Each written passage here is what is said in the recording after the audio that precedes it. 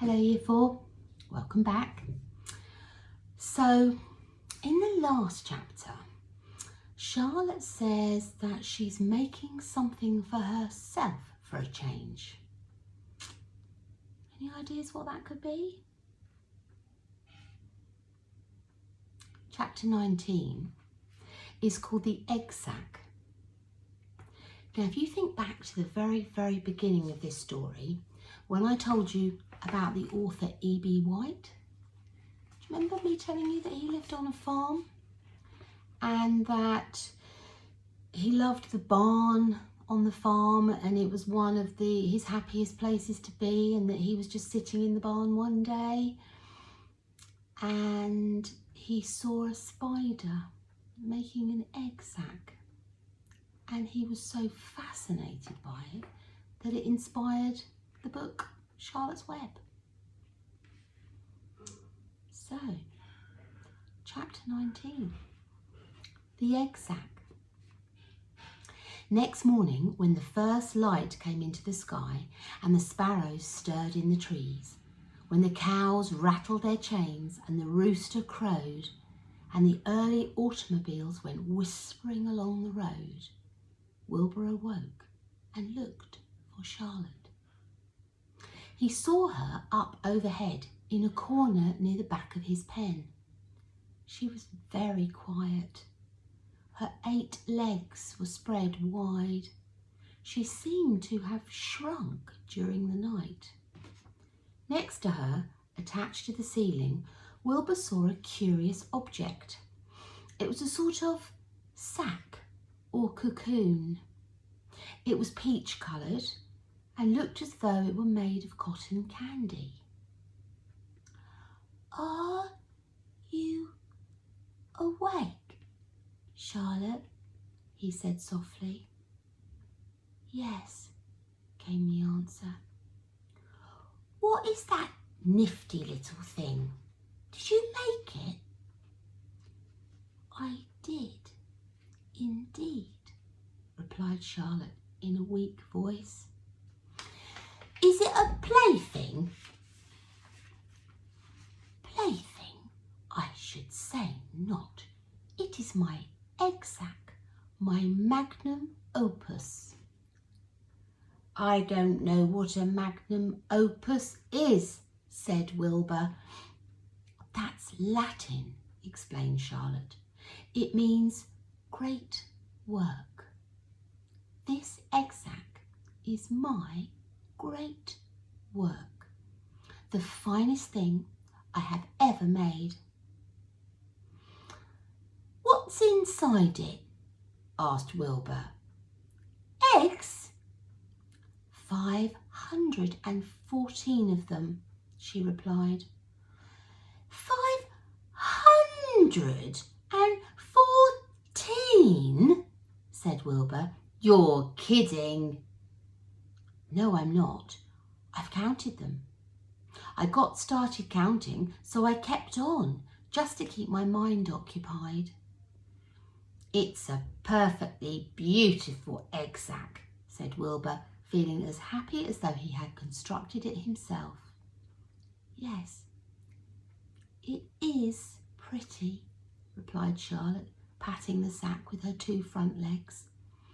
"Anyway, I can guarantee that it is strong. It's made out of the toughest material I have. It's also waterproof. The eggs are inside and will be warm and dry."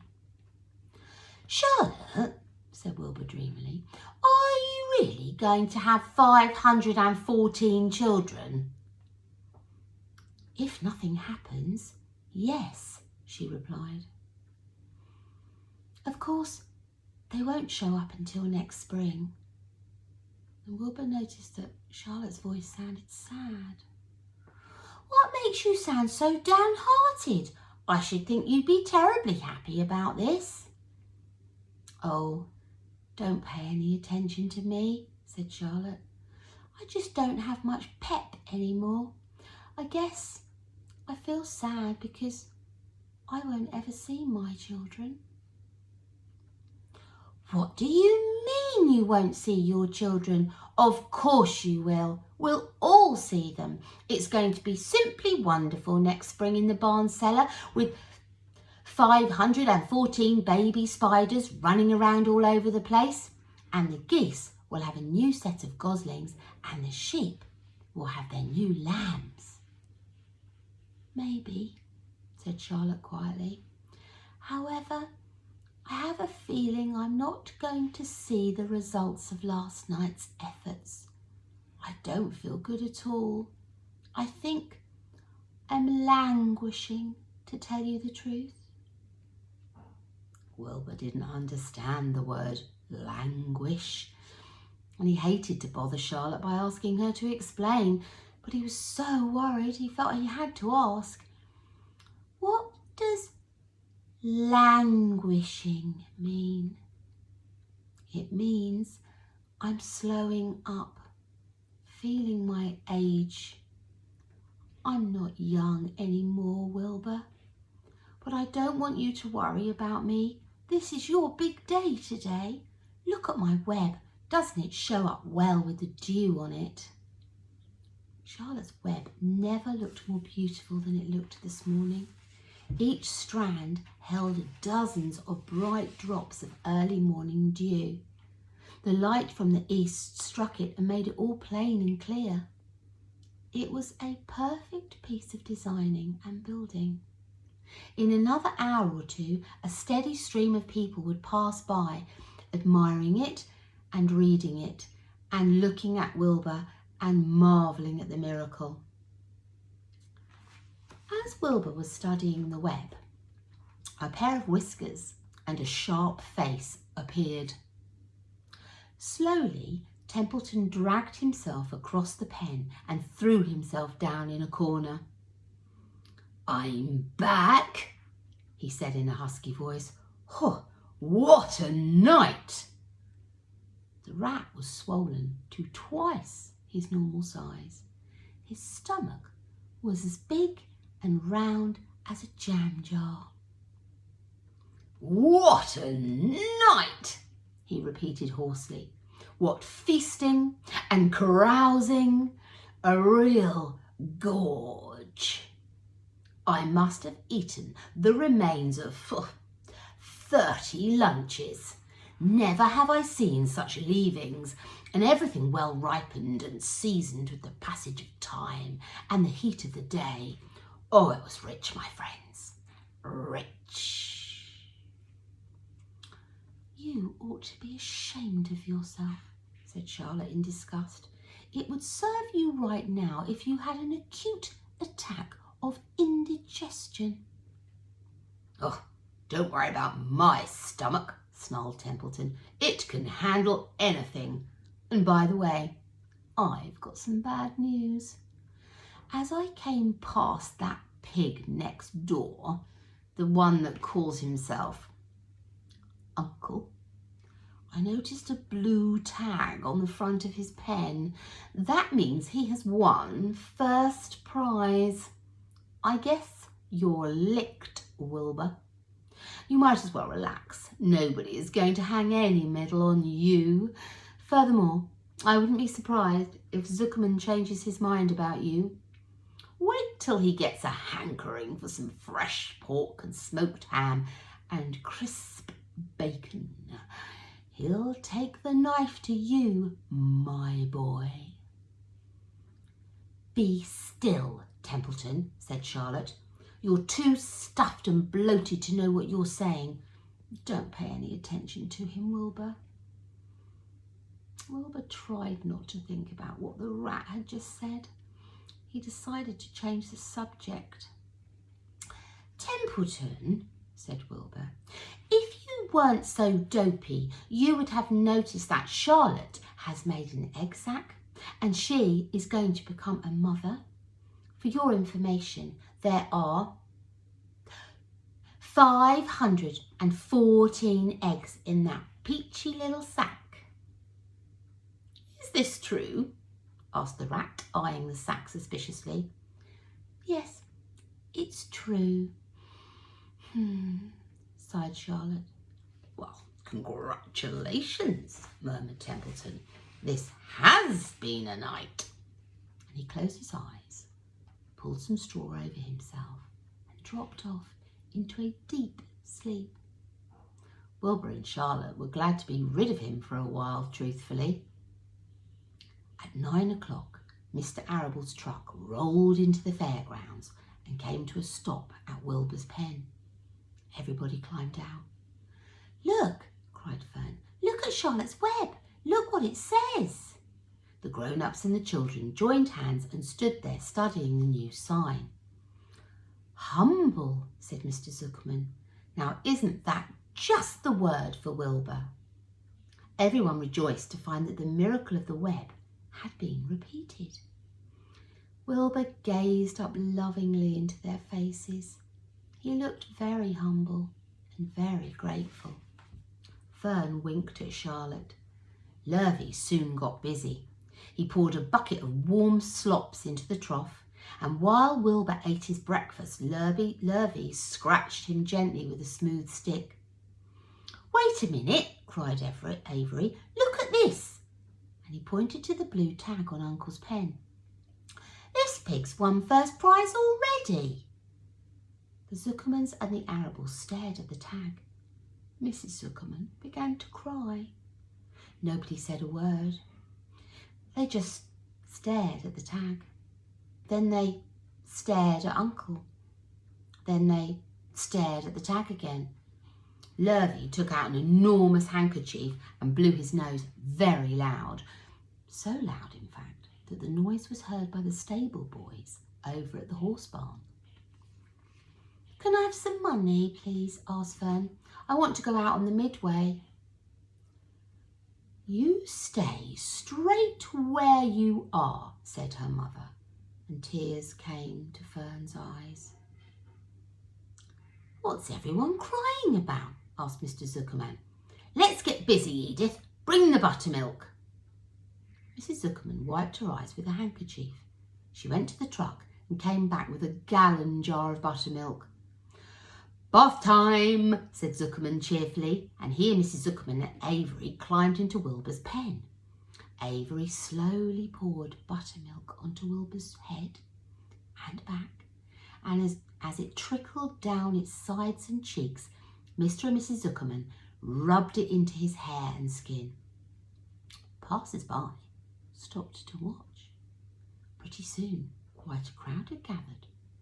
Wilbur grew beautifully white and smooth. The morning sun shone through his pink ears. "He isn't as big as that pig next door," remarked one bystander, "but he's cleaner. That's what I like." "So do I," said another man. "He's humble too," said a woman reading the sign on the web.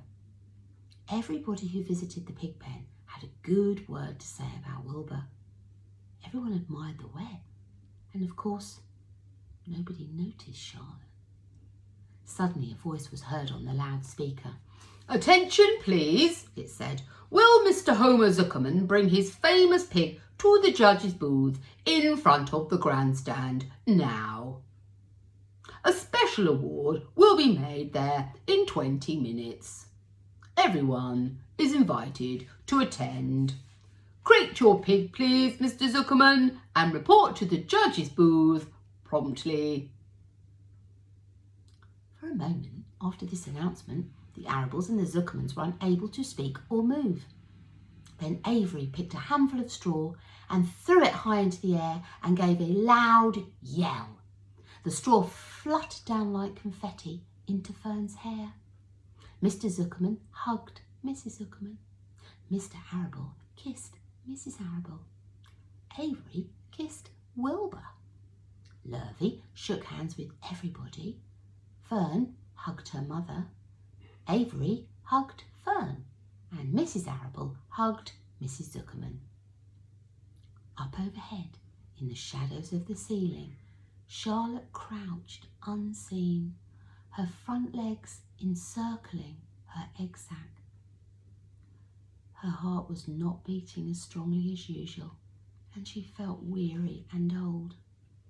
But she was sure at last that she had saved Wilbur's life, and she felt peaceful and contented.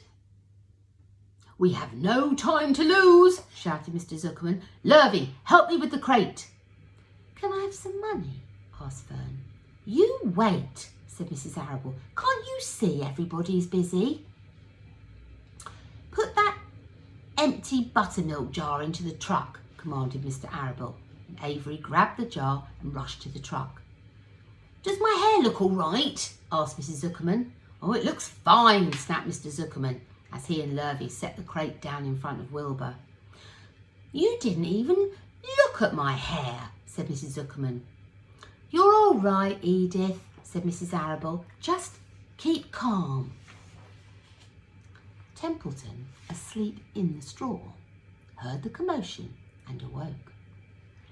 He didn't know exactly what was going on, but when he saw the men shoving Wilbur into the crate, he made up his mind to go along. He watched his chance, and when no one was looking, he crept into the crate and buried himself in the straw at the bottom. "All ready, boys?" cried Mr. Zuckerman. "Let's go!"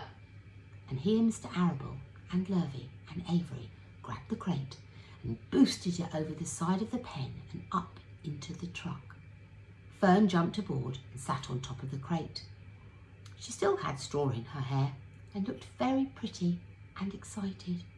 Mr. Arable started the motor, everyone climbed in, and off they drove to the judge's booth in front of the grandstand. As they passed the Ferris wheel, Fern gazed up at it and wished she were in the topmost car with Henry Fussy at her side. I wonder what the special award is that Wilbur's going to get. I'm a little bit worried about Charlotte at the moment though. She seems to be becoming very weak and losing all her energy. She feels quite peaceful though, because she thinks that she's done enough to save Charlotte. Done enough to save Wilbur. Sorry about that. I wonder if she has. I wonder if she's done enough to save him from becoming ham and bacon. Let's hope so. Listen up to Mrs. Stone reading the next paragraph and we will find out. Bye for now, Year 4. Take care.